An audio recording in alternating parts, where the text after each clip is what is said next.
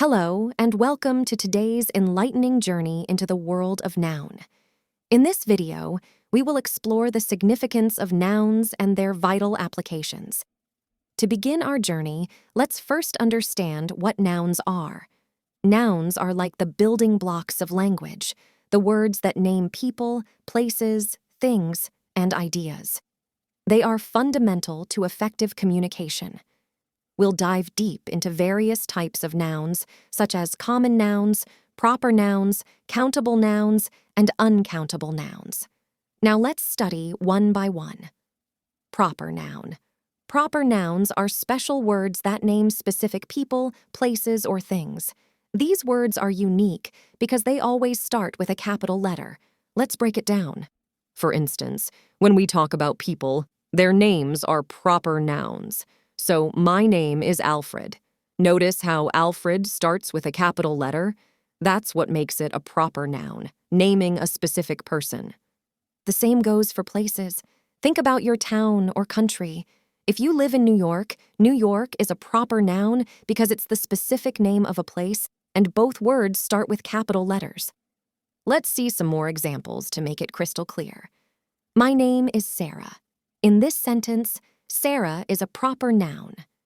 I live in Paris. In this sentence, Paris is a proper noun. So, in a nutshell, proper nouns are special naming words that start with capital letters and are used for specific people, places, and things. Remember, they give a unique identity to what they name. Then, we have common nouns. Common nouns are naming words that are general and common to people, places, things, and animals. They don't specify any particular person, place, or thing. In other words, they are like the everyday names for ordinary stuff.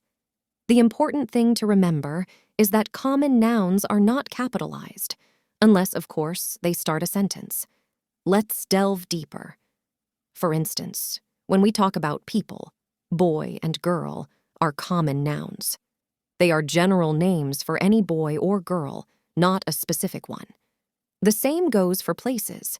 Town and city are common nouns because they refer to any town or city, not a particular one.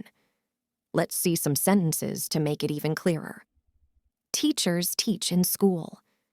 In this sentence, teachers and school are common nouns. Birds live on trees. In this sentence, birds and trees are common nouns. So, in summary, common nouns are general naming words that don't specify any particular person, place, or thing. They are not capitalized, except at the beginning of a sentence. Moving on to collective nouns. Collective nouns are special words used to name a group of people, places, animals, or things. They represent a complete whole, a bunch of something all together.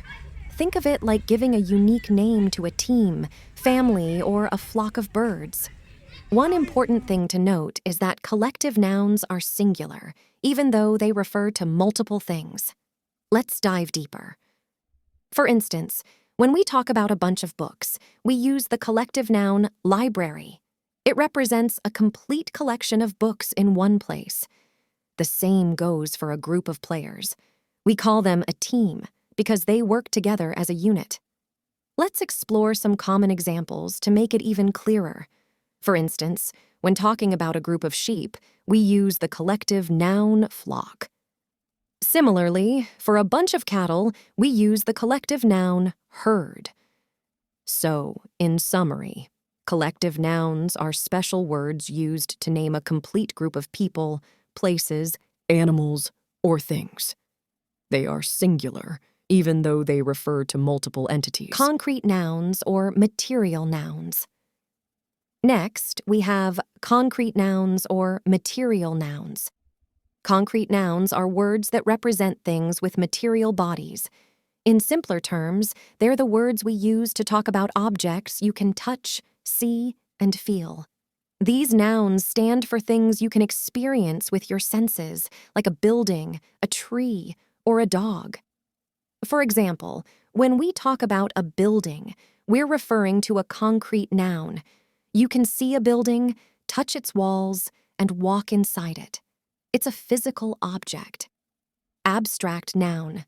Now, let's explore abstract nouns.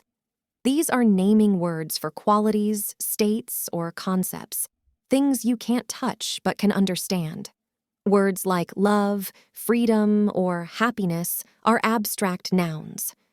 For example, when we talk about love, we're referring to an abstract noun. Love isn't something you can hold in your hand or see with your eyes, but you can certainly feel it deeply in your heart. Similarly, when we mention freedom, it's another abstract noun. Freedom isn't a tangible object, but it's a concept that people value and strive for. It's the idea of being able to make your own choices and live without restrictions. And think about happiness. It's yet another abstract noun. Happiness can't be captured in a physical form, but it's a feeling that brings joy and contentment to our lives. Possessive noun. Then we have possessive nouns. These nouns show ownership or possession. Examples include Sarah's book or the cat's toy. They tell us who or what something belongs to. For example, when we say Sarah's book, we're using a possessive noun. The S and apostrophe S show us that the book belongs to Sarah. It's her book. Imagine we have a sentence like, the cat's toy. Here, cats is a possessive noun. It tells us that the toy belongs to the cat. It's the cat's toy. Number noun. Next, we have number nouns. These nouns tell us how many of something there is. Words like 2, 17, or few are number nouns. They help us quantify. For example, when we say 2, we're using a number noun. Compound noun. Moving on to compound nouns. These are nouns formed by combining 2 or more words. Toothbrush, football, and bookstore are examples. They create specific meanings by joining words. For example, when we say toothbrush, we're using a compound noun. Tooth and brush merge together to create a single word that represents a tool for cleaning our teeth. Consider the word football. It's another compound noun. Foot and ball combine to describe a sport where players use their feet to kick a ball. The word football itself represents the entire game. Countable noun. Then we have countable nouns. These are nouns you can count individually, like apples or chairs. You can use a, an, or many with them to specify quantity. For example, when we say apples, we're referring to countable nouns. You can count them 1 apple, 2 apples, 3 apples, and so on. Uncountable noun, or mass noun. Next, we have uncountable nouns, or mass nouns. These nouns can't be counted individually. Words like water, sand, or information fall into this category. They're treated as a whole. For example, when we talk about water, we're using an uncountable noun. Water is something that can't be counted one by one, like 1 water, 2 waters, and so on. Instead, we treat it as a whole substance. Masculine noun and feminine noun.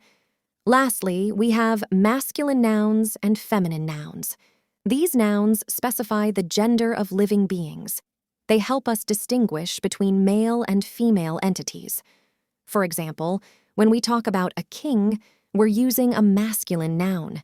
It specifies the gender of a male ruler. Conversely, when we mention a queen, it's a feminine noun. It indicates the gender of a female ruler. Prince is a masculine noun, while princess is feminine. So there you have it. Different types of nouns that add depth and richness to our language. Keep an eye out for these in your reading and conversations. They're the building blocks of communication.